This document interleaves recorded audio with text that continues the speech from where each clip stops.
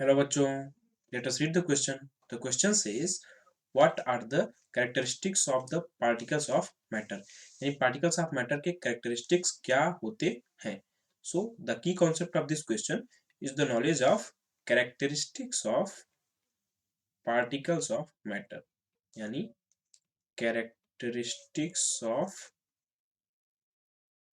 particles of matter में हम जो पहली characteristic of particles of matter देखेंगे वो ये होता है कि particles of matter are very small, है ना।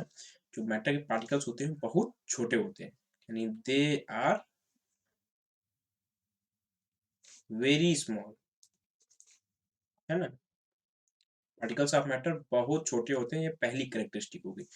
दूसरी कैरेक्टरिस्टिक है कि उनके पार्टिकल्स के बीच, जो भी पार्टिकल्स ऑफ मैटर होते हैं उनके बीच फोर्स ऑफ अट्रैक्शन एग्जिस्ट करता है, यानी वे एक दूसरे को अट्रैक्ट करते हैं। यानी हम लिखेंगे कि दे अट्रैक्ट ईच अदर। ये उनकी हो गई दूसरी कैरेक्टरिस्टिक, है ना।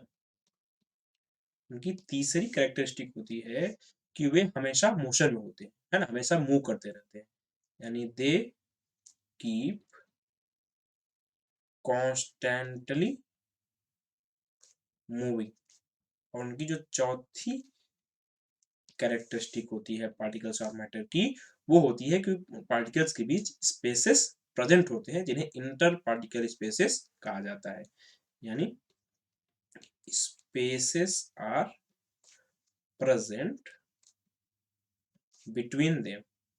ठीक है, यानी इस क्वेश्चन के फाइनल आंसर की बात करें तो इस क्वेश्चन में हमसे बोला था कि characteristics of particles of matter बताइए। तो हमने 4 characteristics of particles of matter देखे, जिनमें पहला है कि वे बहुत छोटे होते हैं, दे आर वेरी स्मॉल।